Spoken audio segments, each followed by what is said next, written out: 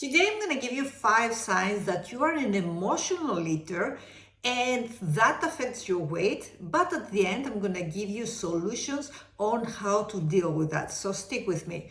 So the first sign that you're an emotional eater is that you are eating food for comfort.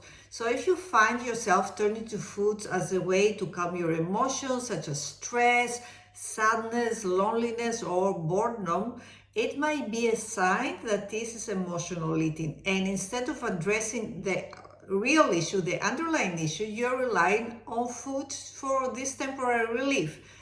Number 2, it's mindless eating. So eating everything without paying attention to your real physical hunger cues, and that indicates that it's emotional eating. You might find yourself consuming large quantity of food and really quickly, even if you are not hungry. Number 3, you crave specific foods.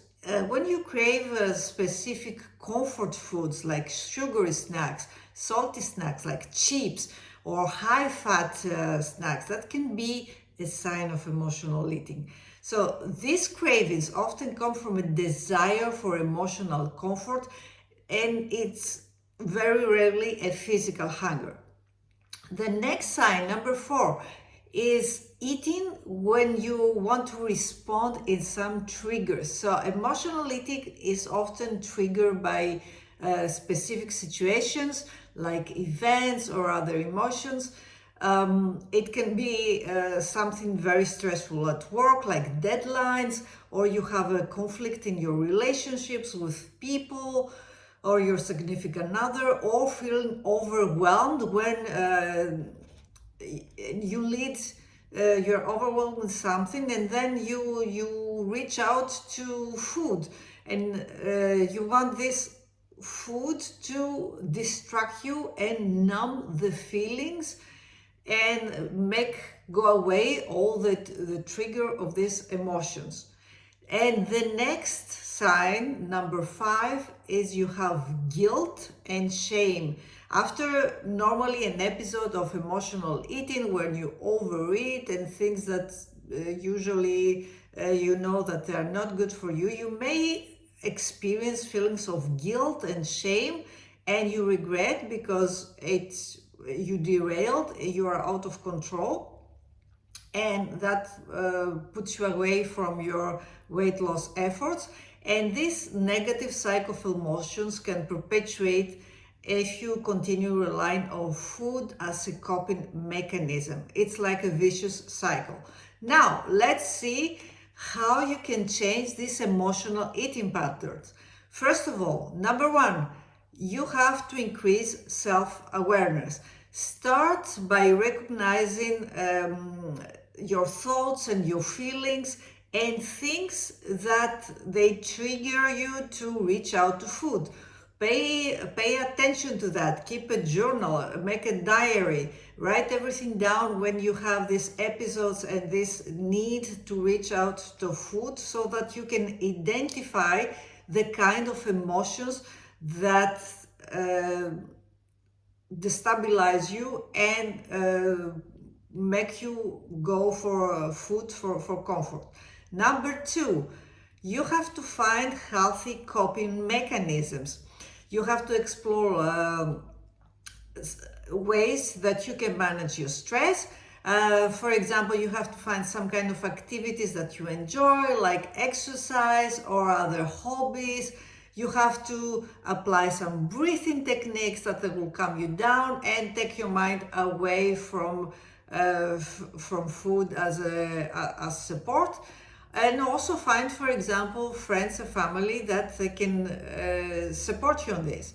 Number 3, you have to practice mindful eating. And what I mean by that is by paying attention to your body signals when it's hunger and when you are really full. So you have to differentiate those things. You have to slow down during meals, enjoy the food when you're eating it, eat slowly, and take a pleasure of eating and enjoy this process of that. Like this, you also become very aware when you are full or you have eaten enough, and you have to come to a conclusion that you have to stop. You become more aware of what your body really needs. Number 4, you have to address those emotional triggers. So instead of using food as a comfort, work on addressing the real underlying emotions that trigger that kind of behavior, the emotional eating. And probably you have to consider therapy if you see that this is a big problem for you, and maybe counseling, or you have to learn to develop healthier strategies to manage your stress, anxiety, and other emotional challenges. And you can also work with someone like myself, a nutritionist, that can help you find a way to choose the right foods and balance your life more appropriately. And number 5 is also to have support from people around you, like your friends, your family, and people who understand that you are going through a struggle. So remember that breaking free from emotional eating takes time and it takes effort.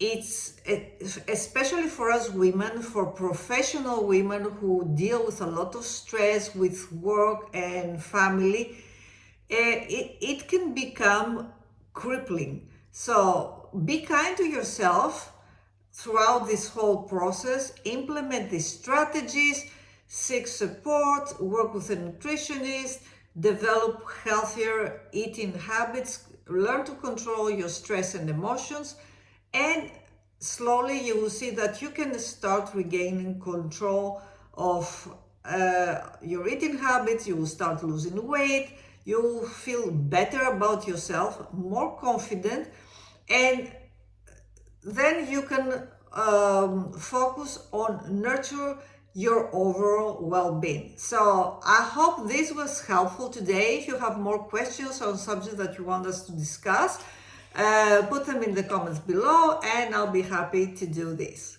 I'll see you soon.